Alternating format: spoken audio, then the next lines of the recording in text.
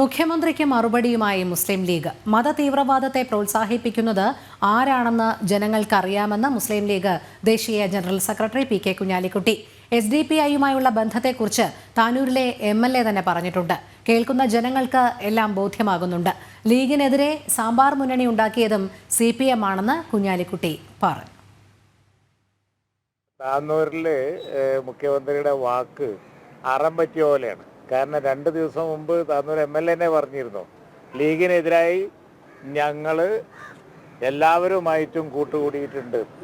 അത് SDPIയുടെ ഭാരവാഹികൾ കഴിഞ്ഞത് മറക്കരുത് എന്ന് പറഞ്ഞപ്പോഴാണ് അതിന് മറുപടി ആയിട്ടാണ് അദ്ദേഹം താനൂർ MLA അങ്ങനെ സമ്മതിച്ചത്. അപ്പോൾ താനൂരിലൊക്കെ എല്ലാവരുമായിട്ടും കൂടി ആ വോട്ടൊക്കെ വാങ്ങി ജയിച്ച് അതേ മണ്ണിൽ വന്ന് അതിനൊക്കെ എതിർത്ത് ജയിക്കുകയും തോൽക്കുകയും ഒക്കെ ചെയ്തുകൊണ്ടിരിക്കുന്ന ലീഗിനെ പറ്റി പറയുമ്പോൾ കേൾക്കുന്ന ആളുകൾക്ക് പറയുന്ന വാക്കും ചെയ്യുന്ന പ്രവൃത്തിയും തമ്മിലുള്ള വ്യത്യാസം നല്ലപോലെ മനസ്സിലാവും.